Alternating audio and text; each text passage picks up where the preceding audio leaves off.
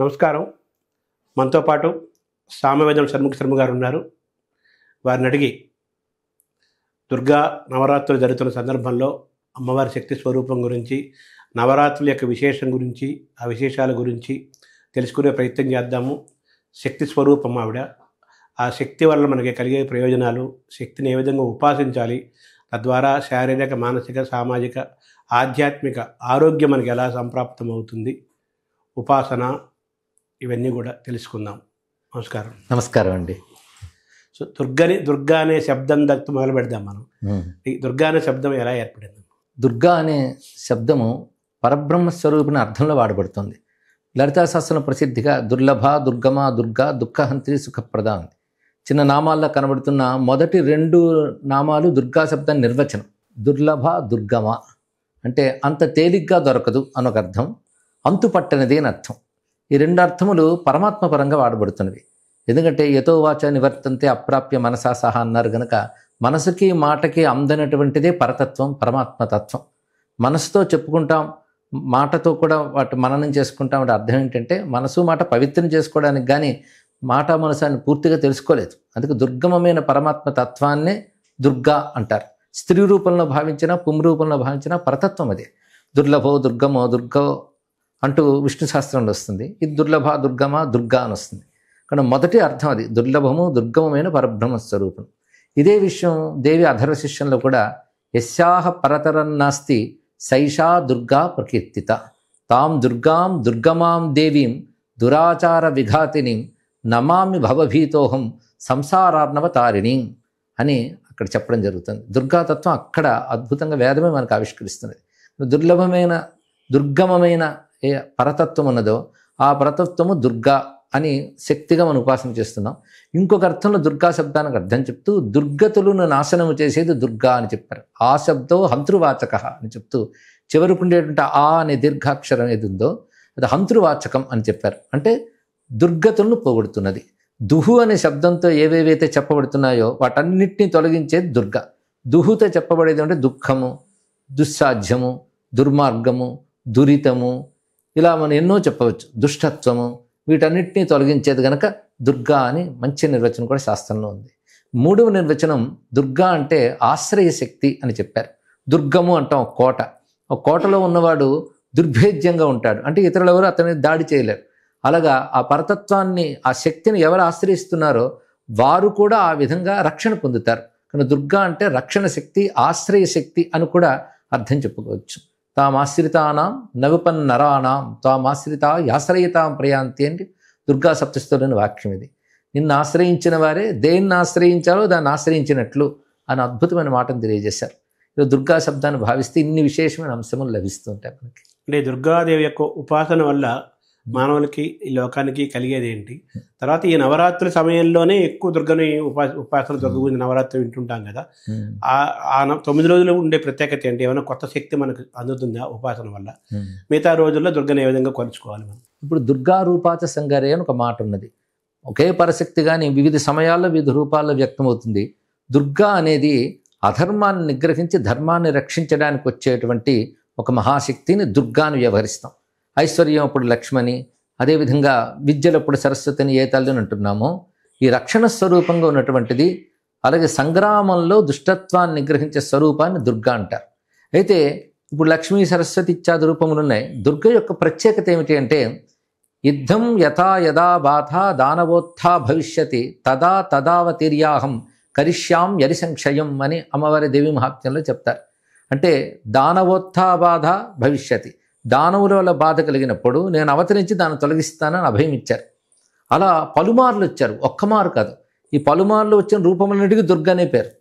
మొదట మధుకైటభ అనే అసురులు వచ్చినప్పుడు, నారాయణుడు యోగ నిద్రలో ఉన్నప్పుడు బ్రహ్మదేవుడు ఆ యోగ నిద్రను స్తుతిస్తాడు. అప్పుడు ఆ నిద్ర నారాయణుని విడిచిపెట్టి వస్తుంది. అప్పుడు నారాయణ లేచి మధుకైటభ సంహారం చేస్తాడు. కానీ మధుకైటభ సంహారానికి కారణమైన యోగ నిద్రని దుర్గనే అన్నారు. అదేవిధంగా మహిషాసుర మర్దినిగా ఉన్నటువంటి తల్లిని దుర్గని అన్నారు. ఇక శుంభని, శుంభ, చండముండ ఇత్యాది రాక్షసులను సంహరించేటప్పుడు అమ్మవారిని దుర్గని వ్యవహరిస్తాం. ఈ 3 స్వరూపాలని మహాకాళి, మహాలక్ష్మి, మహాసరస్వతి అంటూ దేవి మహాత్మ్యం వర్ణించింది. మామూలుగా కాళీ, లక్ష్మి, సరస్వతి అని ముగ్గురమ్మలు మనకు తెలుసు. కానీ ఈ దేవి మహాత్మ్యంలో దుర్గ రూపాలుగా మహాకాళి, మహాలక్ష్మి, మహాసరస్వతి అని ఉపాసన చేస్తున్నాం. ఇది దుర్గాతత్వంలో అనేకములు కనబడుతుంటాయి. అలాగే మరొకప్పుడు దుర్గముడు అనే ఒక రాక్షసుడు ఉన్నాడని, వాడి పేరే దుర్గముడు. అతడు వేదాది విద్యలన్నీ అపహరించాడు. ఎందుకంటే వేదం వల్ల యజ్ఞం, యజ్ఞం వల్ల దేవతలకు బలం. కానీ దేవశత్రువైన రాక్షసుడు దేవతల బలం క్షీణించాలంటే యజ్ఞ బలం క్షీణించాలి, యజ్ఞ బలం క్షీణించే వేదములు ఉండకూడదని వేదములు లుప్తమయ్యేటట్టు చేసేట. ఆ సమయంలో అమ్మవారు అవతరించి ఆ దుర్గముణ్ణి సంహరించిన కారణంగా దుర్గా అని పేరు వచ్చిందని మళ్ళీ పురాణముల్లో మనకు చెప్తున్న అంశం. ఇలా వివిధ సందర్భాల్లో లోకరక్షణ కోసం వచ్చిన దుర్గాదేవి బహుశక్తుల స్వరూపిణి. వచ్చినప్పుడు ఒక్కరితే తల్లి వస్తుంది, కానీ యుద్ధ సమయంలో అసురుడు అనేక రూపాలతో వచ్చినప్పుడు అమ్మ నుంచి అనేక రూపములు వ్యక్తమవుతాయి. అలా వ్యక్తమవుతున్నవే మాతృకా రూపాలు.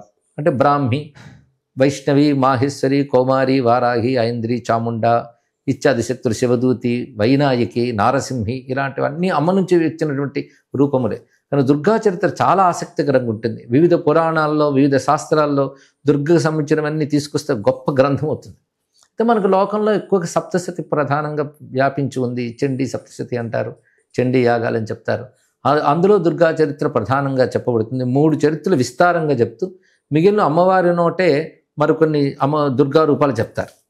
ఇవన్నీ కలిపితే సుమారు 9 దుర్గా రూపాలు అక్కడే కనబడుతుంటాయి మనకి. నవదుర్గలు అంటారు. ఆ నవదుర్గలు మళ్ళీ వేరుగా ఉంటాయి. ప్రథమం శైలపుత్రీతి, ద్వితీయం బ్రహ్మచారిణి, తృతీయం చంద్రఘంటేతి, కుష్మాండే చతుర్థకం, పంచమం స్కందమాతేతి, షష్ఠం కాత్యాయని తథా, సప్తమం కాళరాత్రితి, మహాగౌరీతి చాష్టం. ఇది మళ్ళీ ఉపాసనా పరంగా ఈ 9 దుర్గలకి ఉపాసన మళ్ళీ కనబడుతుంటుంది. ఈ రెండింటికి ఏం తేడా? ఇందులో ఒక దుర్గ 9 రూపాలు. ఈ విశ్వరచనలో ఉన్నటువంటి విశేష అంశాలు ఇందులో కనబడతాయి. సౌమ్య, ఉగ్ర 2 రూపాలతో ఇందులో కనబడుతుంటుంది అమ్మవారు. అందులో శైలపుత్రి అంటే అమ్మవారు పార్వతిగా వచ్చిన దగ్గర నుంచి, బ్రహ్మచారి అంటే తపోదీక్షకు వెళ్ళినటువంటి సమయం, ఇలా అమ్మవారి యొక్క వివిధ దశలు అందులో చూపిస్తూ 9 దుర్గల పద్ధతి ఇది. ఇంకోవైపు అమ్మవారు చెప్పిన రూపాల్లో రక్తదంతి, భీమ, నంద, శాకంభరి ఇత్యాది రూపాలు వస్తాయి. ఇవి మళ్ళీ చెప్పబడుతూ వర్గ సంఖ్యత ఉంటాయి. బహుసంఖ్యలతో దుర్గా రూపాలు కనబడుతూ ఉన్నాయి మనకి. అంటే ఈ నవరాత్రుల వేళ ఈ 9 రోజుల పాటు దశమి వరకు చేసే దుర్గా ఉపాసనకి, మిగతా 365 రోజుల్లో మిగతా రోజుల్లో చేసే ఉపాసనకి మనకి వచ్చే బలం కానీ ఫలం కానీ తేడా ఏమని ఉంటుంది? అంటే కాలమహిమ ఒకటి ఉంటుంది. ఎందుకంటే వర్షాకాలం వచ్చినప్పుడు పంటలకు ఉన్న అనుకూలత ఎలాంటిదో, అలాగే కొన్ని ప్రత్యేక పర్వకాలాల్లో చేసే ఉపాసనకి ఎక్కువ ఫలితం ఉంటుంది. ఈ శరదృతువు అంటేనే ఒక విజయానికి సూచన. రామచంద్రమూర్తి కూడా ఈ శరదృతువులోనే ఆయన యుద్ధ ప్రయత్నాలకు బయలుదేరడం మనకు కనబడుతూ ఉంటుంది. అంటే శరదృతువు అనేటప్పటికల్లా ఈ 2 ఆశ్వేజ కార్తీకములు కలిసి శరదృతువులో ప్రారంభం ఈ 9 రోజులు కనుక ఈ జయానికి సంకేతం ఈ పర్వములు, జయం సాధించడానికి. అందుకే మొత్తం ఇదంతా కలుపుకున్న విజయ పర్వము అని చెప్పచ్చు. విజయం అనే మాటకు వచ్చేటప్పటికల్లా సంగ్రామంలో విజయమే మనకు ప్రధానంగా కనబడుతుంది కనుక అమ్మవారి సంగ్రామ రూపమైన దుర్గని ఈ నవరాత్రులు మనం ప్రత్యేకంగా ఉపాసిస్తాం. పైగా శ్రీ విద్య ఇత్యాదులు ఉన్నాయి. అక్కడ వచ్చేటప్పటికల్లా మన లలితా త్రిపుర సుందరి ఉపాసన, ఇవి దుర్గా ఉపాసన కంటే భిన్నంగా కనబడతాయి, కానీ 2 ఒకే శక్తి యొక్క రూపాలే కదా. అయినా వాళ్ళు కూడా శ్రీ విద్య చేసేవాళ్ళు కూడాను ఈ 9 రోజుల్లో మళ్ళీ దుర్గను కూడా ఆరాధన చేస్తూ ఉంటారు. ఈ చండీ మహాత్మ్యం ఇవి పారాయణ చేయడం, ఆ చండీ సప్తశత హోమాలతో పరిపూర్ణం చేస్తారు. చివరికి విజయ అనే పేరు వస్తుంది మనకి. అంటే మొత్తం అంతా కలిపి విజయ పర్వంగా చెప్పబడుతుంది. కానీ ఈ సమయంలో దుర్గమ్మను ఆరాధించిన వాళ్ళు లేదా శక్తిని ఉపాసించిన వాళ్ళు విజయాన్ని పొందుతారు. విజయం అనేది కూడా అనేక సందర్భాలకు అన్వయించవచ్చు. ఎందులోనైనా విజయం సాధించవచ్చు. వాడు కార్యం సిద్ధించాలని చేసే ప్రయత్నం ఫలిస్తే విజయం సాధించడమే కదా. అలాగే ముఖ్యంగా అసుర శక్తుల్ని నశింపజేయడమే ఇందులో ప్రధానంగా కనబడుతున్న అంశం. అమ్మవారు అసుర శక్తుల్ని నశింపజేస్తుంది. అసుర శక్తులు అంటే వాళ్ళకి ఎన్ని శక్తులున్నా వాటితో స్వార్థం నెరవేర్చుకుని లోకానికి హాని కలిగించడం అసురత్వం. ఆ అసురత్వం ఎప్పుడెప్పుడు ఏ రూపాలు ధరించి విజృంభిస్తుందో వాటన్నిటిని నిగ్రహిస్తుంది అమ్మవారు. అసురత్వం బయట ఉండొచ్చు, మనలో ఉండొచ్చు. ఎందుకంటే భగవద్గీతలో ఆసురీ గుణాలు, దైవీ గుణాలు వర్ణిస్తారు కదా. ఆసురీ గుణాలు మనలో పెరుగుతూ ఉంటే అమ్మవారి ఉపాసన బలం వల్ల, అమ్మవారి అనుగ్రహం వల్ల ఆసురీ బలాన్ని నిగ్రహించుకుని మనలో దైవ బలాన్ని జాగృతపరచుకుని ఉన్నతిని పొందాలి. మనలో ఎలాగో చుట్టూ ఉన్న సమాజంలో కూడాను ఆసురీ బలాలు క్షీణింపబడాలి, దైవీ బలం పెరగాలనే ఉద్దేశంతోనే ఈ శరన్నవరాత్రులు విస్తారంగా దేశమంతటా చేస్తూ ఉంటారు. ఇప్పుడు దుర్గా శక్తి అన్నారు కదా, 2 వేరే వేరా? ఎలా? శక్తే దుర్గా. ఎందుకంటే పరమేశ్వరుడు ఒకడు ఉన్నాడు మన సంస్కృతి ప్రకారంగా. ఆయనకున్నది శక్తి. ఒక్క శక్తి కాదు, ఆ ఒక్క శక్తి అనేక రకాలుగా ఉంటుంది. కానీ శక్తి ఎప్పుడూ ఒక్కటే. అనేక రూపాలకు ఒకే శక్తి చెప్పబడుతుంది. పరా అస్య శక్తి వివిధైవ శ్రూయతే స్వాభావికి జ్ఞానబలక్రియాచ అంటూ ఉపనిషత్తులో మంత్రం ఉంది. అస్య పరమేశ్వరస్య శక్తి, పరమేశ్వరుని యొక్క శక్తి ఉంది. ఆ శక్తి పేరు పర. పర అంటే సర్వోత్కృష్టమైన శక్తి. అదే వివిధైవ శ్రూయతే, అనేక రకాలుగా వినబడుతూ ఉంటుంది. అది జ్ఞాన, బల, క్రియ ఇత్యాది రూపములతో అది ఉన్నది. ముఖ్యంగా శక్తికి ఒక్క పేరు ఏంటంటే చిచ్చక్తి. ఈశ్వరుడు యందున్న శక్తి పేరు చిచ్చక్తి. ఈశ్వరుడికి శక్తికి ఏమీ భేదం లేదు అంటే సూర్యునికి వెలుగెలాగో, చంద్రికయోరివా అన్నట్టు చంద్రుడికి వెన్నెలెలాగో, అదేవిధంగా శివశక్తిలో ఒకే స్వరూపం అంటే పరబ్రహ్మ, పరబ్రహ్మ యొక్క శక్తి. ఆ అస్య శక్తి వివిధ ఏవ, వివిధ విధాలుగా మనకు కనబడుతుంది. అసలు శక్తి పేరు చిచ్చక్తి. చిత్, సత్, చిత్త, ఆనందం అంటాం కదా, చిత్త చైతన్యమే అది. అది సృష్టి చేయాలన్న సంకల్పం కలిగినప్పుడు సంకల్ప శక్తిగా వ్యక్తమై దాని నుంచి ఇచ్ఛాజ్ఞాన క్రియలు వ్యక్తమయ్యాయి. ఇచ్ఛాజ్ఞాన క్రియా శక్తులతో విశ్వం అంతా విస్తరిల్లుతుంటుంది. ఇందులో విశ్వంలో 2 రకాల రూపాలు ఉంటుంటాయి శక్తికి, సౌమ్య రూపాలు, ఉగ్ర రూపాలు. ఈ 2 శక్తి రూపాలే గనక అది ఎప్పుడు మనకు క్షేమంకరమే. మనలో ఉగ్ర రూపాలుగా అమ్మవారిని ఉపాసించడం కనబడుతూ ఉంటుంది. కానీ ఆ ఉగ్రత్వం అనేది మన లోకంలో చూసే అసురత్వం యొక్క స్వరూపం కాదు. అది దివ్యత్వం యొక్క ప్రకటనమే. అందుకే సౌమ్యాని యాని రూపాని త్రైలోక్యే విచరంతితే యాని చాత్యంత ఘోరాని తైరక్షాస్మాం స్తథాభువం అనే మంత్రం కనబడుతుంది. అంటే నీ సౌమ్య రూపంలో ఏమున్నాయో, నీ ఉగ్ర రూపంలో ఏమున్నాయో ఆ రెండిటితోనూ మమ్మల్ని, ఈ భువనాల్ని రక్షించమ్మా అని దేవత ఋషులు ప్రార్థించినట్లు చూపిస్తున్నారు. కనుక శక్తే ఇన్ని రూపములుగా ఉన్నది. అందుకే దుర్గ గురించి కూడా చెప్తే ఒక మాట ఉన్నది. మేధాసి దేవి విదితాఖిల శాస్త్రసార దుర్గాసి దుర్గ భవసాగర నౌ రసంగా శ్రీహి కైటభారి హృదయేక కృతాధివాస గౌరీ త్వమేవ శశిమౌళి కృత ప్రతిష్ఠ. ఇందులో ముగ్గురమ్మల్ని చూపించారు. మేధాసి అంటే సరస్వతిని చూపించడం, శ్రీ కైటభారి హృదయేక కృతాధివాస అంటే విష్ణు వక్షస్థలమునందున్న లక్ష్మీవు నువ్వే. అదేవిధంగా గౌరీ త్వమేవ శశిమౌళి ప్రతిష్ఠ, చంద్రశేఖరుని శరీరంలో ప్రతిష్ఠ అయ్యి ఉన్నటువంటి శక్తివి నువ్వంటూ ఈ 3 రూపాలతున్న దుర్గాసి, దుర్గగా నువ్వు ఉన్నావు. దుర్గ భవసాగర నౌ రసంగా, ఇది మంచి మాట వేశారు. అంటే అతి కష్టమైనటువంటి సంసారం అనే సముద్రాన్ని దాటించే నౌక వంటి దానవు నువ్వు అన్నారు. అంటే దుర్గకు మరొక అర్థం తారిణీ శక్తి, అంటే దాటించేది అని అర్థం. ఇక్కడ దాటించడం అంటే ఇవాళ కష్టం నుంచి దాటించడం ఒకటైతే, సంసార సముద్రం నుంచి దాటించడం అంటే మోక్షం ఇవ్వడం. 2 అమ్మవారు చేస్తున్నారు. అంటే భుక్తి ముక్తి ప్రదాయని. ఈ విధంగా సంసారం నుంచి దాటించి ముక్తినిస్తోంది కనుక మోక్షస్వరూపిణి. ఈ నౌరసంగా అనే మాట చాలా గొప్పగా చెప్పారు. సంసార సముద్రం నుంచి దాటించే నౌక అంటే, నౌక సముద్రంలోకి ఎందుకు వస్తుందంటే కొట్టుకుపోతున్న వాళ్ళని కాపాడడానికి వస్తుంది తప్ప అది మునిగిపోవడానికి రావట్లేదు. కనుక మనల్ని అనుగ్రహించడానికి అమ్మవారు ఈ ప్రపంచంలో ఉన్నప్పటికీ ప్రాపంచిక వికారాలు అంటట్లేదుట. అందుకే అసంగా అని మాట వేశారు చక్కగా. ఇదే మనకి వేదముల్లో దుర్గాం దేవీం శరణమహం ప్రపంచే మంత్రంలోనూ సుతరసి తరసే నమః నావేవ సింధుం దురితాద్యగ్ని అని వేద మంత్రాల్లో కూడా దుర్గ గురించి చెప్తూ నావ ఎలా దాటిస్తుందో మనల్ని అలా దాటిస్తుంది అని. ఈ పేరుతోనే భవతారిణి అని అమ్మవారిని కొలవడం మనకు కనబడుతుంటుంది, సంస్థానం నుంచి దాటించేదే. కనుక తాం దుర్గాం దుర్గమాం దేవీం దురాచార విఘాతినీం నమామి భవభీతోహం సంసారార్ణవతారిణీం అంటుంది వేదం. సంసార సముద్రం నుంచి దాటించే ఆ తల్లిని నేను శరణు వేడుతున్నాను అని చెప్తున్నారంటే మోక్షకారిణి దుర్గ. ఇప్పుడు ఎన్నో నిర్వచనాలు ఇప్పుడు ఇది కూడా కలిసింది అమ్మవారికి, తారిణీ శక్తి అని. ఇందాక మీరు ఇచ్ఛాశక్తి, జ్ఞానశక్తి, క్రియాశక్తి అన్నారు కదా. మన ఇచ్ఛాశక్తి, జ్ఞానశక్తి, క్రియాశక్తి స్వరూపిణి లలితా సహస్రనామంలో ఉంటుంది కదా. అంటే ఈ మూడింటిని మనం ఎలా తెలుసుకోవాలి సామాన్యుడు? ఇప్పుడు మామూలుగా ఎవరు పని చేయాలని ముందు ఇచ్చ ఉండాలి, ఆ ఇచ్చ నెరవేర్చుకునేటువంటి జ్ఞానం ఉండాలి. ఆ రెండింటిని క్రియారూపంలో చూపిస్తేనే అప్పుడు పూర్ణత్వం కనిపిస్తున్నది. ఒక వ్యక్తికి ఇది అవసరం. అలాగే ఈశ్వరుడు కూడా జగద్రచన చేసేటప్పుడు ఈ జగద్రచనకి కావలసిన సంకల్పం ముందు ఆయనకు కలిగింది. అదే వేదంలో కూడా ఉపనిషత్తుల్లో స అకామయత అంటాడు. అదేవిధంగా ఐచ్ఛత అని 2 మాటలు వస్తాయి. అంటే ఆయన సంకల్పించాడు అని. అయితే మనకి ఇచ్చ వేరు, జ్ఞానం వేరు, క్రియ వేరు. కొందరు ఇచ్చ ఉండొచ్చు కానీ జ్ఞానం లేకపోవచ్చు, 2 ఉన్న వనరులు లేకపోవచ్చు. కానీ ఈశ్వరుడికి ఆ శక్తి అన్నీను, ఆ ఒక్క శక్తిలోనే ఇచ్చ ఉంటుంది, జ్ఞానం ఉంటుంది, క్రియ ఉంటుంది, ఏదైనా అందులోనే ఉంటుంది. కానీ ఈశ్వరుడి యొక్క ఇచ్ఛాశక్తిని సత్యకామ సత్య సంకల్ప అని ఉపనిషత్తు చెప్తుంది. అంటే పరమేశ్వరుడి యొక్క కామ సంకల్పాలు, అంటే సృష్టి చేయాలన్న కామమైనది, అది సంకల్ప రూపంలో వచ్చినప్పుడు దానికి ఒక లక్షణం ఉంది, సత్యం. సత్యం అంటే అమోఘం అని అర్థం. అమోఘంగా ఫలించి తీరుతుంది. అలాంటి ఇచ్ఛాశక్తి అనేది. కనుక ఇచ్ఛాశక్తితో ఉన్న ఈశ్వరుడినే మనం ఉపాసిస్తున్నాం. ఇచ్ఛాశక్తి లేని ఈశ్వరుడు అంటే కేవలం నిరామయ తత్వం. ఆ తత్వం ఉపాసనకు సంబంధించింది కాదు. ఉపాసన శక్తితో ఉన్నప్పుడు ఉపాసన అవుతుంది. అందుకే మాయాశబల బ్రహ్మమే ఉపాసనకి అంటారు. మాయా అంటే శక్తి అని అర్థం. ఇక్కడ ఆ శక్తి అంతుపట్టనిది కనుకనే మాయా అని వ్యవహారం కూడా మనం చెప్పుకోవచ్చు. అలాంటి ఈశ్వరుడు యొక్క శక్తే ఇచ్ఛాజ్ఞాన క్రియాది రూపాలతో ఉన్నది. లలితలో ఏం చెప్తున్నామో అదే దుర్గలో కూడా చెప్తున్నాం. ఆ స్వరూపాన్నే విభిన్న రూపాలతో మనం ఉపాసన చేస్తున్నాం అనేది స్పష్టమవుతుంది. అనేక రూపాల్లో అనేక మంది కవులు, మహర్షులు, మహనీయులు దుర్గాదేవిని శక్తి స్వరూపాన్ని విభిన్న రూపాల్లో వాళ్ళు వివరించారు. చాలా అనేక మార్గాలు ఎంచుకున్నారు దానికి. మనకి దుర్గా యొక్క తత్వాన్ని, దుర్గని తెలుసుకోవాలంటే మనకి సరళమైన సారస్వతం ఎక్కడుంది? సాహిత్యం ఎక్కడ? సరళమైన సారస్వతం అంటే మారణ కవి మార్కండేయ పురాణాన్ని అనువాదం చేశాడు. అందులో పద్యకావ్యంగా దుర్గా గురించి కూడా అందులోనే వస్తుంది. మార్కండేయ పురాణంలోనే ప్రధానంగా దేవి మహాత్మ్యం ఉంటుంది, తీసుకొచ్చి ఇచ్చారు.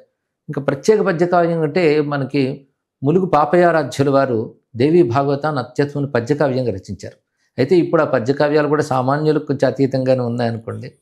ప్రధానంగా సంస్కృతంలో ఉన్న గొప్ప గంభీరమైన భాషలో ఉంటూనే తేలికగా అర్థమయ్యేటట్టు వచ్చేది దేవీ మహాత్మ్యం. అదే మనకి ఇప్పుడు చండీ సప్తశతి అనే వ్యవహారంలో కనబడుతుంది. ఈ వాంగ్మయం మనకు దొరుకుతుంది. ఇంకా పెద్దల రచనల్లో అంటే కొంతమేరకు శ్రీనాథ మహాకవి కాశీఖండంలో దుర్గ గురించి చాలా విశేషంగా రాశారు. ఇంకా ప్రార్థనా శ్లోకాలుగా చెప్పిన గొప్ప శ్లోకాలు అందించారు పోతన గారు. అమ్మలగన్న ఎమ్మ ముగురమ్మల మూలపుటమ్మ చాలా పెద్దమ్మ సురారులమ్మ కడుపు అరడి పుచ్చడి అమ్మ తన్ను లోనమ్మిన వెల్పుటమ్మల మనమ్ముల నుండెడి అమ్మ దుర్గా మాయమ్మ కృపాబ్ధి ఇచ్యుత మహత్వ కవిత్వ పటుత్వ సంపదలు.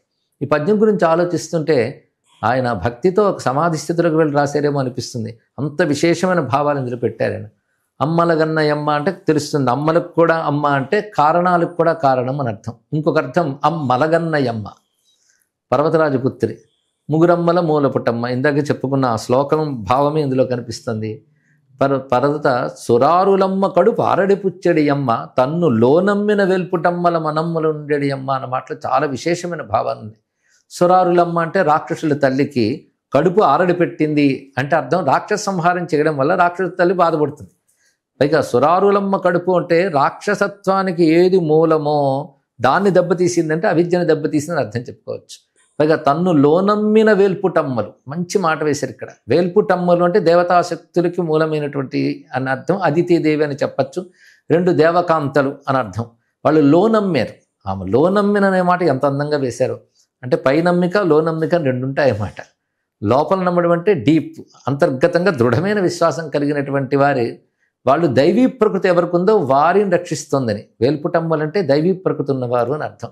వాళ్ళని రక్షిస్తుంది. పైగా 3 బీజాక్షరాలు 3 వాక్యాల్లో చెప్పారు. కవిత్వ మహత్వ కవిత్వ పటుత్వ సంపదలు. మహత్వము, కవిత్వము, పటుత్వము, సంపద అన్నారు. మహత్వం అనేది ప్రణవాన్ని తెలియజేస్తుంది, పరబ్రహ్మని అని ఓంకారం అక్కడ చెప్తే, కవిత్వం అనేది ఐంకారాన్ని చెప్తుంది. తర్వాత పటుత్వం అంటే హ్రీంకారాన్ని చెప్తుంది. సంపద అన్నప్పుడు శ్రీంకారాన్ని చెప్తుంది. మహత్వ కవిత్వ పటుత్వ సంపదలు అంటే ఓంకార, ఐంకార, హ్రీంకార, శ్రీంకారములు కూడా అందులో పెట్టారు ఆయన. ఓం ఐం హ్రీం శ్రీం శ్రీమాత అనే మంత్రాన్ని ఈ పద్యంలో ఆయన పెట్టేశారు, నిక్షిప్తం చేశారు. మనకు విజయవాడ కనకదుర్గ అమ్మవారి దేవాలయంలో ఆ తలుపు దగ్గర ప్రధాన ద్వారం దగ్గరే ఆ పద్యం చెక్కి ఉంటుంది. తేలికగా ఉంటూ అద్భుతమైన భావం, మంత్రశక్తి ఉన్నటువంటి శ్లోకం ఇది. అంటే మనకు ఎన్నో దేవాలయాలు ఉన్నాయి కదా దేశమంతా కూడా. సరే ఇప్పుడంటే ఖండ భారతంలో ఉన్నాం, అఖండ భారతంలో అనేక దేవాలయాలు ఉన్నాయి. ఈ దుర్గాదేవి ఎక్కడ ఆ శక్తి స్వరూపం మన ఉపాసన దర్శనానికి మీ దృష్టిలో చెప్పాలంటే ఏ దేవాలయం, ఏ క్షేత్రం? అంటే మనకి విజయవాడకి ఒకటి ఉన్నది. అష్టాదశ శక్తి పీఠాలు. దుర్గా అనగానే దుర్గ గురించి చెప్తూ దేవి భాగవతంలో గణేశ జన్య దుర్గా అంటూ భర్గప్రియ అన్నారు. అంటే శివపత్ని అయిన గౌరీ ఎవరో ఆవిడే సంగ్రామరంలో దుర్గగా చెప్పబడుతుంది. గౌరీ ఎవరు? దుర్గాదే అని మనకు స్పష్టమవుతున్నది. కనుక ఆ శక్తి రూపాలే శక్తిపీఠాలుగా వచ్చాయి అని మనకి పురాణములు చెప్తున్న విషయం. అంటే అమ్మవారి సతీదేవిగా ఉన్నప్పుడు ఆవిడ శరీర భాగాలు మొత్తం ఏర్పడ్డాయంటే సతీదేవి అంటే శంభుపత్నే కదా. ఆ శివపత్ని అయినటువంటి ఆ తల్లి, ఆ దుర్గయే ఇన్ని శక్తిపీఠ రూపాలతో ఉన్నది. ఒక్కొక్క శక్తిపీఠంలో ఒక్కొక్క విశేషం ఉంది. కానీ వైష్ణవీదేవి అని మనం అంటూ ఉంటాం, జమ్మూలో ఉన్నది. అక్కడ వచ్చేటప్పటికల్లా దుర్గా స్వరూపం మనకు బాగా కనబడుతుంది. 3 రూపములు అంటే మహాకాళి, మహాలక్ష్మి, మహాసరస్వతి స్వరూపములుగా దుర్గా అక్కడ ఉపాసింపబడుతుంది. ఇంకా విశేషించి మన తెలుగునాట దుర్గాక్షేత్రం వాటికి ఇది ఒకటి ఉంది. అయోధ్యలో కూడా దుర్గాక్షేత్రం ఒకటి ఉందని దేవి భాగవతం చెప్తుంది. నేటిగా దుర్గా మందిరం కనబడుతుంది మనకి. బృందావనంలో కూడా కాత్యాయని మందిరం ఒకటి కనిపిస్తుంది దుర్గాదేవికి. ఇక కాశీక్షేత్రంలో దుర్గా ప్రత్యేకంగా దుర్గా ధామం ఉంది. దాని నుంచి కాశీఖండం వర్ణన ఉంది. అది ఇప్పటికి కనబడుతుంది. దుర్గా కుండం అక్కడ ఉంటూ దుర్గాదేవి అక్కడ ఉంటుంది. ఇప్పటికి ఇక్కడ దుర్గా ఉపాసన చాలా బాగా జరుగుతూ ఉంటుంది. అంటే మామూలుగా ఈ మన నవరాత్రులు అనగానే మైసూర్ ఒకటి, ఉమ్. అలాగే కలకత్తా, వెస్ట్ బెంగాల్, ఈ రెండే ప్రధానంగా చెప్తారు కదా. ఆ రెండిటి యొక్క ప్రత్యేకత ఏంటి మిగతా వాటికి పోల్చుకుంటే? అంటే ఈ మధ్య నేను కలకత్తా వెళ్ళి చూడడం కూడా జరిగింది. చిన్నతనం నుంచి రామకృష్ణ పరమహంస వారిపై ప్రీతి ఉండడంతో కొంత చదువుకోవడం కూడా జరిగింది. అక్కడ ప్రధానంగా కాళీ రూపంతో అమ్మవారు ఉన్నప్పటికీ కూడాను ఈ నవరాత్రులు మాత్రం దుర్గా పూజ అనే అంటారు వాళ్ళు. ఈ దుర్గా పూజ అన్నప్పుడు స్పష్టంగా ఈ చండీ సప్తశతిలో వర్ణించిన రూపములే అక్కడ ఉంటాయి. చండీ సప్తశతికి అంగంగా రహస్యత్రయం అని ఒకటి ఉంటుంది. ఈ రహస్యత్రయంలో అమ్మవారి మూర్తులు ఎలా ఉండాలి, ఎలా పూజించాలి, ఇవన్నీ వర్ణించారు. ఆ వర్ణించిన మూర్తులన్నీ పురాణానికి ఆధారంగా ఉంటాయి. ఆ మూర్తులే సృష్టిస్తారు అక్కడ, అంటే ఆకృతులు తయారు చేసి పూజిస్తారు. ఆ 3 మూర్తులు ప్రధానంగా ఉంటాయి. మహాకాళి, మహాలక్ష్మి, మహాసరస్వతి మూర్తులు. మహాకాళి అనేది 10 చేతులతో నీలకాంతులతో ఉంటుంది. తర్వాత స్వర్ణకాంతులతో ప్రకాశిస్తూ అమ్మవారు 18 చేతులు మహిషాసురమర్దిని, ఆవిడికి మహాలక్ష్మి అని పేరు. తర్వాత మహాసరస్వతి అంటే శుంభుని సంహరించినటువంటి తల్లి 8 చేతులతో ప్రకాశిస్తున్నది. ఇవి ప్రధానంగా 3 పెడతారు. ఇంకా క్రింద రక్తదంతి, భ్రామరి, తర్వాత భీమ, నందాదేవి ఇత్యాది దేవతలు, వింధ్యవాసిని మొదలైన దేవతల్ని పెడతారు. ఇవన్నీ ఆ గ్రంథంలో వర్ణించిన ప్రకారంగా ఎలా ఉండాలో రూపంలో వర్ణించుంది శాస్త్రంలో. దాని ప్రకారంగా చేస్తారు వంగదేశంలో. అవే రూపాలను మళ్ళీ ఇంత మీరు మరొకటి చెప్పారు, కలకత్తాతో పాటు మనకి క్షేత్ర మైసూరు అప్పుడు రాజుల కాలంలో రాజులకి ప్రధానంగా దుర్గా ఉపాసన ఉంది. ఎందుకంటే మొదట రాజు సురథుడు దుర్గాదేవి ఉపాసన చేసి శత్రుజయం పొంది ఆ తర్వాత బహుకాలం పాలన చేసి ఆ తర్వాత సావర్ణను మనువుగా అయ్యాడు అని మనకు చెప్తున్నారు. అందుకే ప్రధానంగా రాజులు అమ్మవారిని ఉపాసన చేసేవారు విజయం కోసమని. అందుకే ఇది రాజత్వం ఎక్కడుంటుందో అక్కడ ముడిపడి ఉంటుంది. అందుకే మైసూరు కోటలో అప్పటి నుంచి ఈ దుర్గా ఉపాసన ఉంది. అది అలాగే కొనసాగుతుంది. మనకు దుర్గనగానే అదే గుర్తొస్తుంది దక్షిణాపథంలో. అంటే మనకి తెలుగు వాళ్ళకి ముఖ్యంగా విజయవాడ కనకదుర్గ అమ్మవారు చాలా ప్రధానంగా మనం కొలుచుకుంటాం కదా. దీన్ని ఎలా చూడాలి? విజయవాడ కనకదుర్గ యొక్క విశిష్టతని ఎలా తెలుసుకోవాలి మనం? అక్కడ కూడా విజయ శబ్దంతోనే మనకు కనబడుతుంది. విజయవాటిక అనే దుర్గా విశేషము. ఇంద్రకీలాద్రి అనే పర్వతంపై అమ్మవారు నెలకొని ఉన్నారు. అది మనకి అష్టాదశ శక్తిపీఠాలు లేకపోయినా అమ్మవారు కొన్ని అనంత శక్తిపీఠాల గురించి పురాణాలు చెప్తున్నాయి. అలాంటి శక్తిపీఠాలు ఒకటిగా చెప్పుకోవాలి అక్కడ. ఇదో ప్రధాన కేంద్రంగా మనకున్నది. బహుకాలం నుంచి ఈ కనకదుర్గ ఉపాసన ఇత్యాది ఉంది. ఆ రోజుల్లో మాధవర్మ అనే రాజు విజయవాటికను కేంద్రంగా తీసుకుని పాలించినప్పుడు అప్పుడు కనకవృష్టి కూడా కురిసింది దుర్గ కృప వల్ల అని ఒక చరిత్ర ఉంది. విశ్వనాథ్ వారు ఆంధ్రప్రశస్తిలో కూడా చరిత్రని పేర్కొన్నారు. అప్పటి నుంచి కనకదుర్గ అనే పేరు కూడా అమ్మవారికి కనబడుతుంది. కనకదుర్గ అనే పేరుతో ఉన్నది మాత్రం ఈ ఒక్క తల్లే. ఈ తల్లిపై కూడా కనకదుర్గ లహరి అని ఒక మంచి సంస్కృత గ్రంథం ఉంది. అది శంకరులు రాశారంటారు. శంకరులు రాశారంటారు ప్రమాణం కనబడకపోయినా మంచి శ్లోకములతో దుర్గమ్మ మీద రచన మనకు కనబడుతుంది. అంటే మనకి ఆ కనకధారాస్తవానికి దీనికి ఏమైనా తేడా ఉంటుంది? అక్కడ కనకం అంటే సువర్ణం కురిపించాలన్న ఉద్దేశంతో అక్కడ చెప్పడం కనబడుతుంది. ఇక్కడ అమ్మవారు సువర్ణం కురిపించిన వైనంగా మనకి కనకదుర్గ అనడం కూడా కనబడుతుంది. అంటే దుర్గా ఉపాసన ఎలా చేయాలి, అలాగే ఉపవాసం ఉండాలా, ఎలా ఈ దుర్గా ఉపాసన ఈ 9 రోజులు ఎలా చేసుకోవాలి, విడిగా కూడా ఎలా చేసుకోవాలి దుర్గా ఉపాసన? సాధారణంగా దుర్గా ఉపాసన అంటే దుర్గకి అనేక మంత్రాలు ఉన్నాయండి. ఒకటి చండీ మంత్రం. దుర్గని చండీ అని కూడా అంటారు. చండీ అంటే యుద్ధంలో ఆవిడ కోపస్వరూపుడిగా గోచరించింది కనుక దుర్గకే చండీ అనే పేరు కూడా వచ్చింది. అందుకే అమ్మవారి అసలు దానికి చండీ అని కానీ దుర్గా అని పేరు పెట్టలేదు వ్యాసుడు. దేవి మహాత్మ్యం అని పేరు పెట్టారు. కానీ అందులో ఉన్నటువంటి కథలన్నీ అసుర సంహార గాథలు కనుక చండీ, దుర్గా ఇత్యాది వ్యవహారాలు కనబడతాయి. అలాగే బయట లోపల బాధించే శక్తుల్ని తొలగించాలంటే ఆ నామాలతో అమ్మవారిని పిలవడమే చాలా విశేషం. అందుకే ఈ దుర్గా ఉపాసన ఎలా చేయాలంటే ఒకటి చండీ మంత్రం తీసుకుని ఉపాసన చేయడం ఒకటి, దానికి అంగముగా ఈ సప్తశతి పారాయణ చేస్తుంటారు. ఇవి కాకుండా దుర్గా మంత్రములు ఎన్నో కనబడుతున్నాయి మంత్రశాస్త్రంలో. దీపదుర్గా, శూలిని దుర్గా, శాంత దుర్గా ఇత్యాది మంత్రములు కనబడుతున్నాయి. కొన్ని బీజాక్షర సహితంగా ఉంటాయి, కొన్ని వేదవాక్యములే మంత్రాలుగా కనిపిస్తాయి. దుర్గాం దేవీం శరణమహం ప్రపద్య అదొక మంత్రంగా చేయడం కనబడుతుంది. ఇవి కాకుండా దుర్గా నామస్మరణ అనేది అదే పెద్ద మహామంత్రం. దుర్గా నామమే ఒక మంత్రంగా చేసుకోవచ్చు, నారాయణి మంత్రం లాగా. అలాగే అది ఉపాసనలు ఉపదేశాలు లేకుండానే భక్తిగా స్వీకరించి శ్రీ దుర్గాయే నమః దీన్ని మనం అధిక సంఖ్యలో జపం చేస్తే దాని ఫలితాన్ని కూడా పొందవచ్చు. ఇంకా దీనికి అనుబంధంగా దుర్గానామాలు కొన్ని శాస్త్రాల్లో ఉన్నాయి. ఆర్య, దుర్గా, గౌరీ, వేదగర్భ, అంబిక, భద్ర, భద్రకాళి ఇత్యాది నామములు ఉన్నాయి. ఇవన్నీ కూడా జపం చేసుకోవచ్చు. దుర్గా అష్టోత్తర శతనామాలు లభిస్తున్నాయి. దుకారంతో దుర్గా మంత్రం దుమ్ దుర్గాయ నమః అని కూడా ఉన్నది. అయితే గురుముఖత ఇవి తీసుకుని బీజాక్షరం ఉందంటే గురుముఖత ఉండవలసిందే, నామమంత్రాలు మనం భక్తిగా అమ్మవారిని నమస్కరించి జపం చేసుకోవచ్చు. అందుకే దుర్గాయే నమః అనే మాట చాలా విశేషమైన మంత్రంగా చెప్పుకోవాలి. అందుకే దుర్గే స్మృత హరసి భీతిమశేష జంతోహో స్వస్థై స్మృత మతిమతీవ శుభాం దదాసి అంటారు. స్మరించినంత మాత్రమనే ఎవరికైనా భయాలను పోగొట్టేది దుర్గా అనే నామం. దుర్గా అని ఒక్క నామం గురించి కూడా పురాణాలు గొప్ప కథలు చెప్పారు. అందుకే దుర్గా స్మరణ చాలా విశేషమైనటువంటి అంశం. అందుకే ఆ నామము జపం చేసుకోవచ్చు. ఇక అమ్మవారికి సంబంధించిన స్తోత్రవాంగ్మయం చాలా ఉన్నది, వాటిని పఠనం చేసుకోవచ్చు. ఆశ్చర్యకరం, దకారంతోనే అమ్మవారు దు వచ్చింది కనుక దకారంతో సహస్రనామ స్తోత్రం ఉంది. ఇలాంటి విశేషమైన వాంగ్మయం దుర్గపై మనకు కనబడుతున్నది. వాటిలో మనం ఏది లభ్యమవుతుందో మన సమయం బట్టి చేసుకోవచ్చు. ఏ రోజునైనా దుర్గా ఆరాధన చేసుకోవడం చాలా మంచిది. అయితే అదే సమయంలో దుర్గను ఆరాధించినప్పుడు తెలుసుకోవాల్సింది ఏంటంటే దుర్గా, లక్ష్మి, సరస్వతి అని వేరు వేరు అనుకోకూడదు. ఇందులో ఏ ఒకటి మనం తీసుకున్నా మిగిలినవన్నీ అందులో ఉంటాయి. ఎందుకంటే ఒకే తల్లి యొక్క ఎన్ని రూపాలు. అందుకే దుర్గాతత్వం చెప్పేటప్పుడు దుర్గానామాల్లో కూడా సరస్వతి, లక్ష్మీనామాలు వస్తే మళ్ళీ లక్ష్మీనామాల్లో దుర్గానామం వస్తుంది. నవదుర్గా, మహాకాళీం, బ్రహ్మ విష్ణు శివాత్మికామం లక్ష్మీనామాల్లో వస్తాయి. సరస్వతి నామాల్లో మళ్ళీ దుర్గానామం వస్తుంది. అంటే మనకు చెప్పదలుచుకున్న ఋషి ఏంటంటే నువ్వు ఒక రూపంతో ఒక మంత్రంతో చేస్తున్నా అది సర్వశక్తి సమాహార స్వరూపం తెలుసుకో అని చెప్తున్నారు. ఈ భావనతో దుర్గా ఉపాసన చేయడం చాలా విశేషమైనటువంటి అంశము. పైగా నామమే మంత్రంగా చేసుకోవచ్చు కూడా చెప్పాం. ఈ సమయంలో ముఖ్యంగా ఈ 9 రోజులు కూడా వారి వారి శక్తి అనుసారం చేయమని శాస్త్రం చెప్తోంది, కానీ ఇదే విధానం అని చెప్పలేదు. వివిధ విధానాలు చెప్పింది. ఉపవాసం ఉండడం అనేది ఐచ్ఛికం. ఉపవాసం కానీ, నక్తవ్రతం కానీ, ఏకభక్తం కానీ ఎవరికి వాళ్ళు ఎంపిక చేసుకుని 9 రోజులు చేయవచ్చు అని చెప్పారు. శారీరకమైన స్థితి బట్టి ఇది ఆధారపడుతుంది. కొంతమంది సాయంత్రం వరకు పూజలు చేసి అప్పటి వరకు ఉపవాసం చేసి పూజలు చేస్తారు. కొంతమంది మధ్యాహ్న కాలం మీద అల్పాహారం తీసుకుని సాయంకాలం అమ్మవారికి నైవేద్యం పెట్టి నక్త భోజనం చేయడం ఉన్నది. లేదా మధ్యాహ్నమే భోజనం చేసి సాయంకాలం అల్పాహారం తీసుకోవడం కూడా కనబడుతుంది. ఈ విధానాల్లో ఏదో ఒకటి ఎంచుకుని 9 రోజులు పూజించాలి అని నవరాత్రి కల్పంలోనే రాసి ఉంటుంది మనకి. ఆ ప్రకారంగా ఆరాధించుకోవచ్చు. అంటే ఇప్పుడు ఈ మధ్యకాలంలో బాగా వినపడుతున్నమాట చండీ హోమం చేస్తున్నాం, చండీ అంటున్నారు కదా. అది ఏంటంటే కలియుగంకి ఏమన్నా సంబంధం ఉందా చండీ అనేది, దాన్ని ఎలా చూడాలి? ఒకటి కలవు చండీ వినాయకు అని మాట ఉన్నది. కలియుగంలో చండీ ఉపాసన, వినాయక ఉపాసన శీఘ్ర ఫలం, పూర్ణ ఫలం ఇస్తాయి అని చెప్పారు. అయితే ఒకటి తెలిసి చేస్తే చాలా మంచిదని ఒక అభిప్రాయం చెప్పవచ్చు. ఎందుకంటే చండీ యాగం అనగానే దానివల్ల ఏవో అద్భుతాలు జరుగుతాయని, శత్రునాశనం అయిపోతుందని భావం ఉందే తప్ప అసలు చండీ తత్వం ఏమిటో తెలియట్లేదు.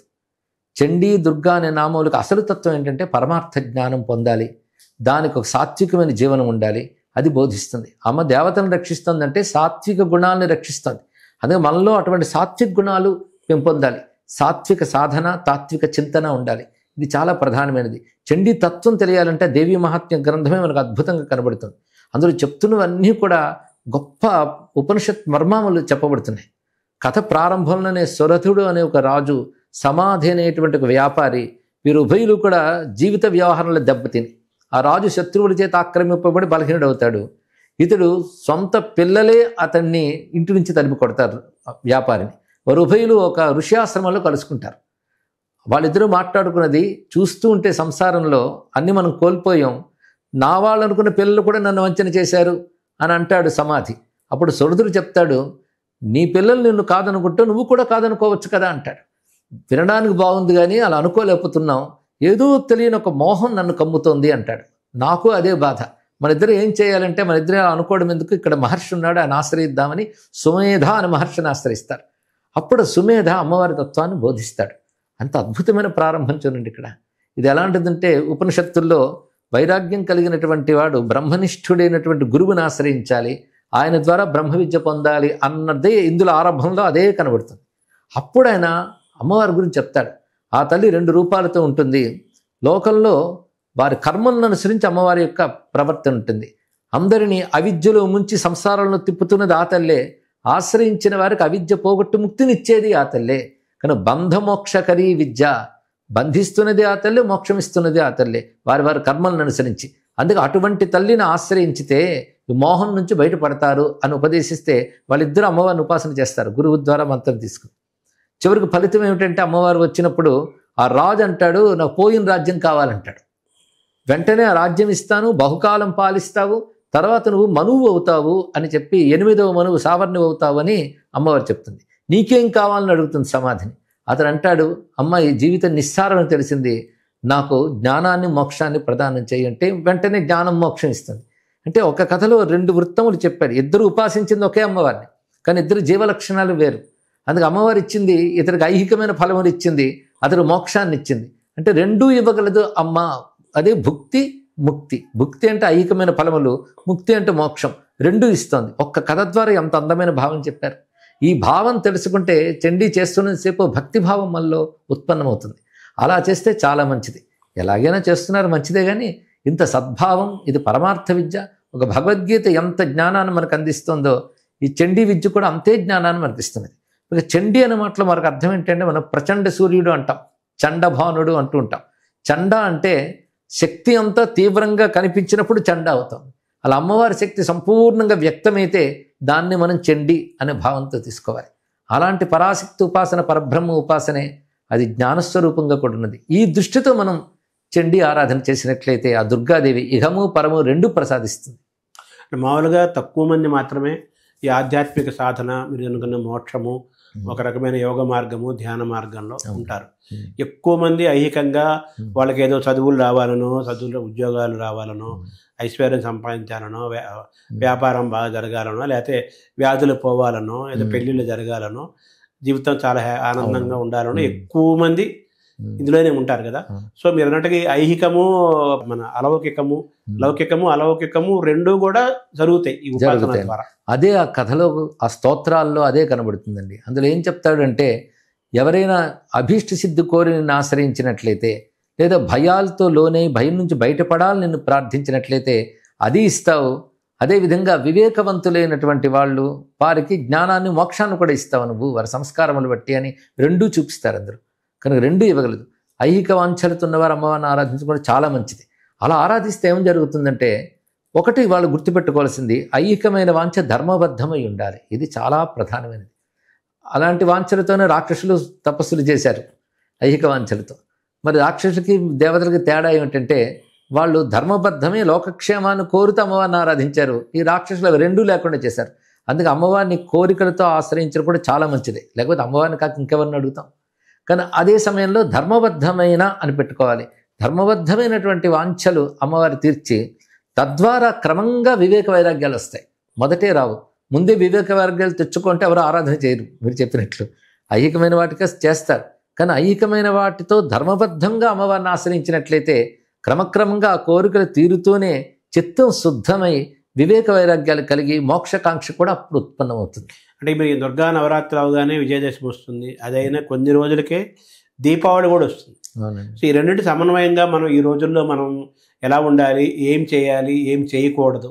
అసలు ఆశ్రయం అంతా కూడా మన శక్తి ఆరాధనగానే చెప్పుకోవాలండి. అందులో ప్రధానంగా విజయ పర్వం అని ఇందాకే చెప్పుకున్నాం.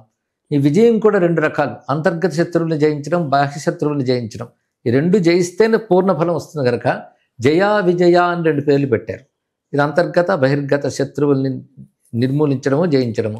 ఈ రెండింటి స్వరూపాన్ని అపరాజిత అంటారు. అంటే పరాజయం లేని తల్లి అని. ఆ తల్లిని ఉపాసిస్తారు విజయదశమి నాడు.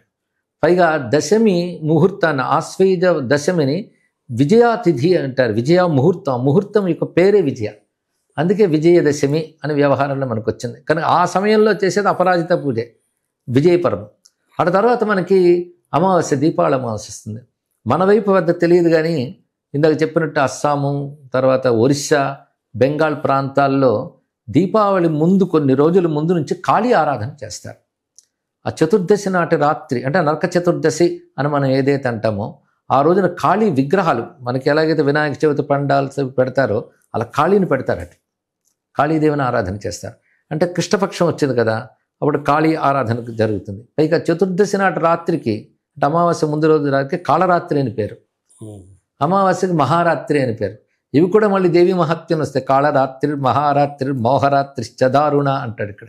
కాళరాత్రి చతుర్దశి, మహారాత్రి దీపావళి అమావాస్య, మళ్ళీ 2 అమ్మవారితోనే అనుబంధం. అటు కాళీని చతుర్దశి నాడు ఆరాధిస్తూనే అమావాస్య నాడు మహాలక్ష్మి ఆరాధన చేస్తారు, దీపలక్ష్మి ఆరాధన ఇత్యాదులు చేస్తుంటారు. కానీ ఈ మాసమంతా శక్తిమయంగానే మనకు గోచరిస్తూ ఉంటుంది. కార్తీకం కూడా వచ్చేస్తుంది, కార్తీకం వెంటనే వస్తుంది.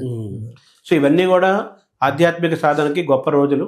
తర్వాత మీరు చెప్పినట్టుగా ఇలా ఉపాసించి ధర్మబద్ధంగా కోరుకుంటే, మనం కోరుకునే కోరికలో ధర్మం ఉంటే అమ్మవారి యొక్క కటాక్షం ఉంటుంది, అన్నీ జరుగుతాయి అనేది మనం అండర్లైన్ చేసుకోవాలి.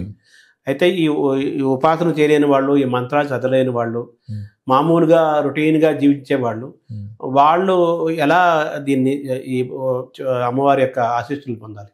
చాలా మంచి మాట చెప్పారు.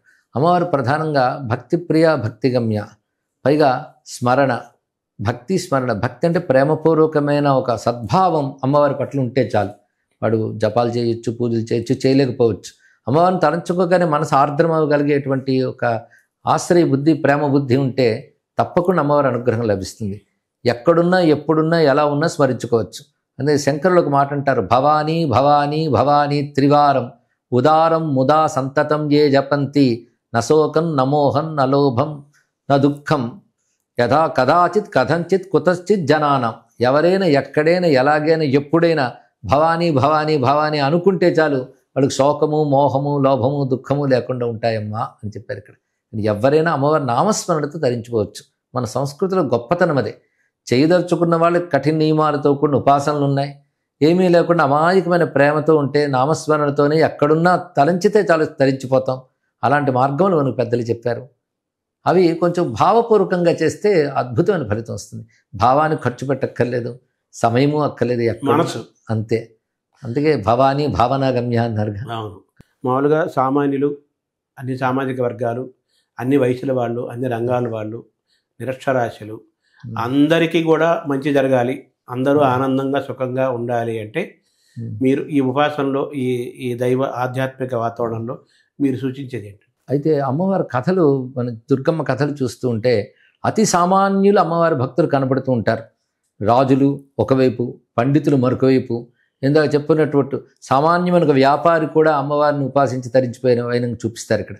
అంటే ఒక అధికారం ఐశ్వర్యం ఉన్న రాజు ఒకవైపు, ఒక వ్యాపారం చేసుకునేటువంటి వాడు ఒకవైపు, ఇద్దరు అమ్మవారి భక్తులు కాగలిగారు. అయితే అమ్మవారికి ప్రధానంగా భక్తి ప్రధానం. భక్తి మన ప్రవృత్తి నుంచి వస్తుంది కనుక ఒక విశ్వాసంతో కూడి ఆశ్రయిస్తే దాని పేరు భక్తి అని నిర్వచనం. దుర్గాదాస్ అని ఒక కథ చెప్తూ ఉంటారు. ఆయన ఒక గాజుల వ్యాపారి. అంటే ఆ రోజుల్లో గాజులు మలారం వేసుకుని ఇంటింటికి వెళ్ళి అమ్మేటువంటి వ్యాపారి. ఆయనకు తెలిసింది ఒకటేట, ఎప్పుడు దుర్గా దుర్గా దుర్గా అనడమే అలవాటు. పొద్దున్న లేచి దుర్గాదేవికి నమస్కారం చేసుకుని తన వ్యాపారంలోకి తను వెళ్తాడు. వెళుతున్నంతసేపు ఎప్పుడు దుర్గని స్మరిస్తూనే ఉంటాడు. ఊళ్ళో వాళ్ళందరూ ఆయనకి దుర్గాదాస్ అని పేరు పెట్టేశారు. అసలు పేరు ఆయన మర్చిపోయాడు. అంటే ఎప్పుడు దుర్గా దుర్గా అనడం వల్ల దుర్గాదాస్ అని పేరు అయిపోయింది. అలాంటి దుర్గాదాస్ యొక్క భక్తికి సంతోషించి అమ్మవారి ఒక సామాన్య స్త్రీ రూపంలో అతడి వద్ద వచ్చి నాకు గాజులు వేయి అంటుంది ఒక చెరువు దగ్గర. అప్పుడు ఆ దుర్గాదాసు గాజులు వేస్తాడు. వేసిన తర్వాత డబ్బులు ఎంత ఇమ్మంటావు అంటే చెప్తాడు. చెప్పినప్పుడు అయ్యో డబ్బులు లేవో మర్చిపోయాను, తీసేస్తావా గాజులు అంటే, అమ్మ వేసిన గాజులు తీయనమ్మా, నువ్వేవో అమ్మవారిలా కనబడుతున్నావు, పర్వాలేదులే వెళ్ళి అంటాడు. లేదు లేదు నేను ఉచితంగా తీసుకోను, నువ్వు ఈ ఊళ్ళో ఫలానా వీధిలో ఫలానా ఇంటి దగ్గరికి వెళ్ళు, ఆయనకి చెప్పు మీ అమ్మాయి గాజులు వేసుకుంది, డబ్బులు ఇమ్మన్నది అని చెప్పి ఇచ్చేస్తారు. ఆయన అంటాడు నాకు అమ్మాయిలు లేరని, నా మీద కోపంతో అలా అంటాడు కానీ పట్టించుకోక అడుగు అని చెప్తాడు. అప్పుడు ఆ మాట ప్రకారం వెళ్ళి అడుగుతాడు. అతడు మంచి ఉపాసకుడు, ఆ పెద్ద ఆయన దగ్గరికి వెళ్ళి అడిగినప్పుడు మీ అమ్మాయి గాజులు వేయించుకుంది, డబ్బులు ఇవ్వమంటుంది అని అంటే, నాకు అమ్మాయిలే లేరు నాయన అంటే, మీరు ఇలా అంటారని కూడా చెప్పింది అంటే, అప్పుడు ఆయన కళ్ళ నీళ్ళు వస్తాయి. అది మామూలు అమ్మాయి కాదు నాయనా, నువ్వు భాగ్యవంతుడివి, నేను ఉపాసిస్తే నీకు దొరికిందని. ఎక్కడుంది అమ్మాయి అంటే ఇద్దరు కలిసి పరిగెత్తుకు వెళతారు. మళ్ళీ అక్కడ ఉంటుందేమో చెరువు దగ్గర, కనబడదు. ఇద్దరికి కన్నీళ్ళు వస్తూ ఉంటాయి. అక్కడ అమ్మని తలుచుకుంటూ ఇద్దరు, అమ్మ నాకు కనబడలేదు, నిన్న ఉపాసన చేసిన ఇతరికి కనబడ్డావే అని అంటూ ఉంటే, అమ్మ కనబడి నిన్ను పోల్చుకోలేకపోయాను, మరొక్కసారి రా అమ్మ అని ఇతడు. ఇద్దరు విలిపిస్తుంటే ఆ చెరువులోంచి గాజులు వేసుకున్న 2 చేతులతో వచ్చి అమ్మవారి ఇద్దరిని తన ఐక్యం చేసుకున్న కథ చెప్తూ ఉంటారు ఇక్కడ. ఆ దుర్గాదాస్ అత్యంత సామాన్యుడే. కనుక మన సంస్కృతిలో గొప్ప విశేషం ఏంటంటే, అతి సామాన్యులు కేవలం శుద్ధమైన భక్తితో అమ్మవారిని కొలిచి తరించిపోయారు. దాని పెద్ద పెద్ద ఉపాసనలు, పెద్ద పెద్ద దీక్షలు ఏమీ అక్కర్లేదు. వాళ్ళ పని వాళ్ళు చేసుకుంటే అమ్మవారిని తలంచుకుంటే చాలు. అలా తలంచుకోవడానికి కావాల్సిన నామావళి మనకు చాలా చాలా విశేషంగా లభిస్తున్నాయి. అందుకే ఆ దుర్గా అంటే ప్రధానంగా కరుణామయి, కరుణాస్వరూపం. అమ్మవారి రూపం అంటేనే కరుణ. కరుణ లేకపోతే రూపం ఎందుకు తీసుకుంటుందా తల్లి? ఏ రూపము లేనటువంటి చిచ్చక్తి ఒక నామంతో ఒక రూపంతో వ్యక్తమైందంటేనే మనం అనుగ్రహించడానికే స్వీకరించింది. అందుకే జగత్రాతుం శంభోర్ జయిత కరుణ కాచి దరుణ అంటారు ఆదిశంకర సౌందర్య లహరిలో. జగత్తును రక్షించడం కోసం ఈశ్వర కారుణ్యం ఒక రూపం ధరించింది, అదే అమ్మవారి రూపం. ఈ అందమైన వాక్యాన్ని మూక కవి కూడా కారణపరచిద్రూప కాంచీపుర సిమ్ని కామపీఠగత కాచన విహరితి కరుణ కాశ్మీర స్తబక కోమలాంగలత. ఇందులో అమ్మ పేరు పెట్టలేదు, కాంచీపురంలో ఒక కరుణ తిరుగుతోంది అన్నాడు అంతే. అంటే అమ్మవారిని కరుణనే చెప్పారు ఇక్కడ. ఆ కరుణా స్వరూపిణిగా అమ్మవారిని చూపిస్తూ ఆ తల్లి గురుమండల రూపిణి గుండి మనం అనుగ్రహిస్తుందని చండీ శబ్దం వాడుతూ ఆ మహానుభావుడు ఒక మాట అంటాడు. కుండలి కుమారి కుటిలే చండి చరాచర సవిత్రి చాముండే గుణిని గుహారని గుహ్యే గురుమూర్తే త్వాంనమామి కామాక్షి అంటూనే ఇందాక మీరు చెప్పిన ఇంత దుర్గా ప్రస్తావనలో ఆ మూక కవి అద్భుతమైన ఒక పద్యం చెప్పాడు. ప్రణత జనతాపవర్గ కృత రణసర్గ ససింహ సంసర్గ కామాక్షి ముదిత భర్గ హత రిపువర్గ త్వమేవ సా దుర్గా. ఇక్కడ అపవర్గ అంటే మోక్షస్వరూపిణి నువ్వు. ప్రణత జనత అపవర్గ, నమస్కరించిన వారికి మోక్షస్వరూపంగా అనుగ్రహిస్తున్నావు. కృత రణసర్గ, యుద్ధంలో వచ్చిన తల్లే దుర్గన్నాం కదా. ససింహ సంసర్గ, ఇక్కడ సింహం అనే మాట ఇంకో విశేషం ఏంటంటే అమ్మవారి సింహవాహనం దుర్గా విషయంలో చాలా ప్రత్యేకమైన స్వరూపం. అంటే అమ్మవారి ఆలయాల్లో కూడా సింహం ఉంటుంది ఇక్కడ, సింహాసనేశ్వరి. ఈ సింహం కూడా అనేక దేవతా శక్తులతో ఉంటుంది. అమ్మవారి ఉపాసనలో సింహ నమస్కారం ఒకటి చెప్పారు. మామూలుగా నంది శివునికి, గరుత్మంతుడు విష్ణువుకి చెప్తారు, అమ్మవారికి సింహం చెప్తారు. కానీ ఈ సింహానికి కూడా మంత్రం ఉంది. శ్రీ మహాబలాయ సింహాయ నమః అనే మంత్రంతో సింహానికి నమస్కరించుకున్న విజయం లభిస్తుందట. అమ్మవారి యుద్ధంలో సింహం యొక్క క్రీడ కూడా చాలా చూపిస్తారు. కానీ ఆ సింహవాహినిగా అమ్మవారిని ఇక్కడ మనం భావన చేస్తున్నాం. అటువంటి ఆ తల్లి ససింహ సంసర్గ కామాక్షి ముదిత భర్గ హత రిపువర్గ త్వమేవ సా దుర్గా. భర్గుడిని అంటే శివుని ఆనందింపజేసినటువంటి తల్లి రిపువర్గాన్ని, శత్రువర్గాన్ని పోగొడుతుంది. శత్రువులు అంటే ప్రతికూలతలు అని అర్థం. ఇక్కడ మనల్ని ఎదగనివ్వకుండా అడ్డుకుంటున్న శక్తులు లోపల ఉండొచ్చు, బయట ఉండొచ్చు, గుణాల రూపంలో, స్వభావాల రూపంలో ఉండవచ్చు. అలాంటి శత్రు సంహారణగా దుర్గనుకి చూపిస్తాడు మూక కవి. అక్కడ కామాక్షిదేవే దుర్గగా భావన చేశాడు. అందుకే అంతా ఒకే శక్తిని చెప్పడంలో విశేషం. కానీ ప్రధానంగా ఈ 9 రోజులు మాత్రం దుర్గా అనే భావమే ప్రధానంగా మనకు కలుగుతూ ఉంటుంది, ఎన్ని రూపాలతో ఉపాసించినప్పటికీ. అంటే మీరు దుర్గా అంటే కరుణ, కాంచి మీరు కూడా కరుణ అన్నారు కదా, అరుణాం కరుణాతరంగితాక్షి అంటారు కదా, దాని అర్థం కూడా అదే. అవును, అరుణవర్ణమే కరుణకు సంకేతం అని చెప్పారు. కరుణా తరంగితం, తరంగితం అంటే ఆగకుండా అమ్మవారి నుంచి కన్నుల నుంచి అలా కరుణ వస్తూనే ఉందిట. ఈ కరుణే రకరకాల శక్తులతో లోకాన్ని కాపాడుతుంది. కానీ లోకంలో మనం చూస్తున్నవన్నీ అమ్మ కారుణ్యమే, ఆ కరుణ తప్ప మరొకట్లేదు. అమ్మక దయ అంటే ఆ మాట కంటే అమ్మే దయ అని ఇంకా బాగుంది ఇక్కడ. కానీ అమ్మ యొక్క దయ కంటే దయే అమ్మ స్వరూపంగా ఉంటూ లోకాన్నంతటి అనుగ్రహిస్తుందని కరుణాస్వరూపంగా అమ్మవారిని దర్శించాలి. అటువంటి దయామయి శుద్ధమైన నిష్కపటమైన భక్తికే సంతోషిస్తుంది. అందుకే నాకేమీ తెలియదమ్మా అని శరణు వేయడమే గొప్ప తెలివి. అంటే మంచితనం కూడా ఉండాలి కదా మనిషికి, భక్తి ఒకటే కాదు కదా. అది మంచితనం లేనప్పుడు భక్తి ఎప్పుడూ పండదండి. మంచితనం లేని భక్తి రాక్షస భక్తి అవుతుంది. వాళ్ళు తపస్సులు చేశారు, ఏవో పొందారు, కానీ ఆ భక్తిని మనం పేర్కొనట్లేదు. హిరణ్యకశిపుడు భక్తుడే, చాలా తపస్సులు చేశాడు, కానీ అందులో స్వార్థం ఉంది, భగవత్ ప్రేమ లేదు, మంచితనం లేదు. కనుక ఎప్పుడూ ధర్మంతో కూడిన భక్తే భక్తి అనిపించుకుంటుంది. అందుకే ఇందాక కూడా ధర్మబద్ధమైన కోరుకుంటే మంచిది అన్నాం. కానీ మంచితనం ఉండాలి. అసలు భగవద్ ఆరాధనలో ప్రధానంగా 10 మంది క్షేమం కోరుకునేవాడే భగవంతుడిని ఆరాధించడానికి అర్హుడు. ఇది ఎప్పుడు గుర్తుపెట్టుకోవాలి. మా గురువులు సద్గురు శివానందమూర్తి గారు అనేవారు, లోకక్షేమం కోరుకునేవాడినే ముందు భగవంతుడు అనుగ్రహిస్తాడు, తన క్షేమం కోరుకునేవాడిని తర్వాత చూస్తాడని చెప్పేవారు. నమస్కారం. నమస్కారం అండి, ధన్యవాదాలు.